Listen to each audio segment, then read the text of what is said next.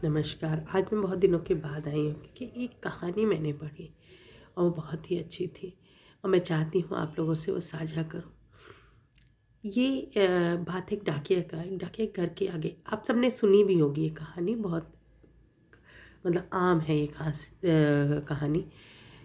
एक बार एक डाकिया एक गली में जाते हुए एक घर के सामने खड़ा हुआ और चिल्लाकर कहा कि आओ, तुम्हारा तुम्हारा पत्र आया है, तुम्हारा रजिस्टर्ड पत्र आया है जिसमें मुझे सिग्नेचर लेना है। तो अंदर से आवाज़ आई, एक बच्चे की आवाज़ आई, आ रही हूँ। तो वो खड़ा रहा, डाकिया खड़ा रहा, लेकिन बड़ा गुस्से में था कि भाई इतनी देर हो गई, जल्दी आओ जल्दी आओ। तो जब वो दरवाज़ा खुला आधे घंटे बाद, लेकिन उसके सामने एक छोटी सी बच्ची थी जिसके पाँव नहीं थे। तो डाकिया चिल्लाने ही वाला था, लेकिन इसकी ये पैरों को देख के वो शांत हो गया और उसने रजिस्टर चिट्ठी दी और चला गया। ऐसी सिलसिला बनता रहा। वो मतलब हमेशा आता था, पत्र देता था, चला जाता था। और धीरे धीरे दोस्ती का स्वभाव दोनों में संबंध बन गया। एक दूसरे को अपनी बातें बताने लगी।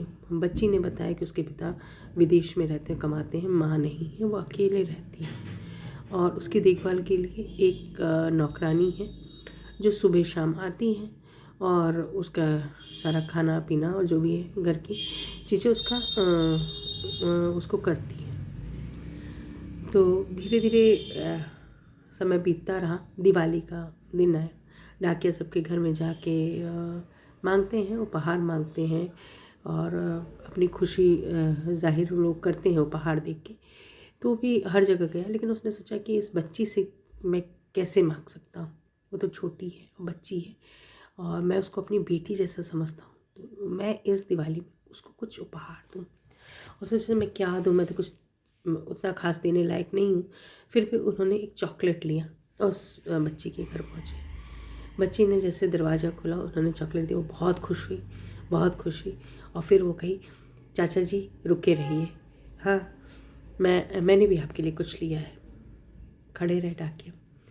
वो अंदर पहुंची और उसने वहाँ से एक बड़ा सा डब्बा उठाया और डाकिया चाचा को दे दिया।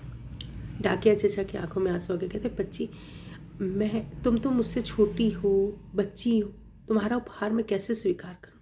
उसने कहा, नहीं, आपने मुझे भतीजी कहा है ना, तो मेरा उपहार ज़रूर स्वीकार करिए। डाकिया घर आया, उसने डब्बा खोला, उसने देखा 2 जोड़ी जूते, उनके पैरों के नाप के। वो सोचने लगी कि वो कैसे उसने ये मेरे पैरों के नाप लिए।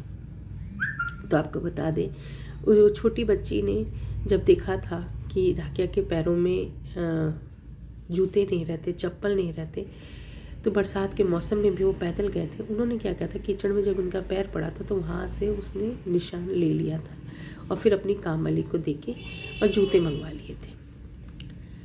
फिर ये गए, दूसरे दिन डाकघर गए और उन्होंने अपने अधिकारी से प्रार्थना की कि कृपा करके मेरा स्थानांतरण यहाँ से करवा दीजिए, मैं यहाँ नहीं काम कर सकता। बोले क्यों? तो उनकी आंखों में आंसू थे। उन्होंने बोला कि जिस बच्ची ने मेरे नंगे पाँव को देख के मुझे जूते दे दिए, उसके तो पैर नहीं है, मैं उसको क्या दूंगा? मेरे पास तो देने के लिए नहीं है ना, तो मैं कैसे उसका सामना कर पाऊँगा? मैं अब उस गली में नहीं जा सकता। तो आपसे प्रार्थना है कि मुझे दूसरी जगह भेज दिया जाए। इससे हमें ये पता चलता है कि हमें दूसरों के कष्टों को समझना चाहिए और उस हिसाब से काम करना चाहिए। केवल अपनी ड्यूटी पूरी नहीं करनी चाहिए कि अरे हमारी ये ड्यूटी थी, उन्होंने पत्र दिया, हमने पत्र लिया, साइन किया, ख़त्म, गए। हमें एक दूसरे को समझने की बहुत ज़रूरी है। दूसरों में ही नहीं, अपने परिवार में भी हम एक दूसरे को समझेंगे, एक दूसरे के कष्टों को समझेंगे, एक दूसरे के साथ क्लियर रहेंगे, तो समाज कुछ और ही होगा। परिवार में लड़ाई नहीं होगी, परिवार में एक दूसरे के प्रति कटुता नहीं रहेगी, प्रेम रहेगा। धन्यवाद।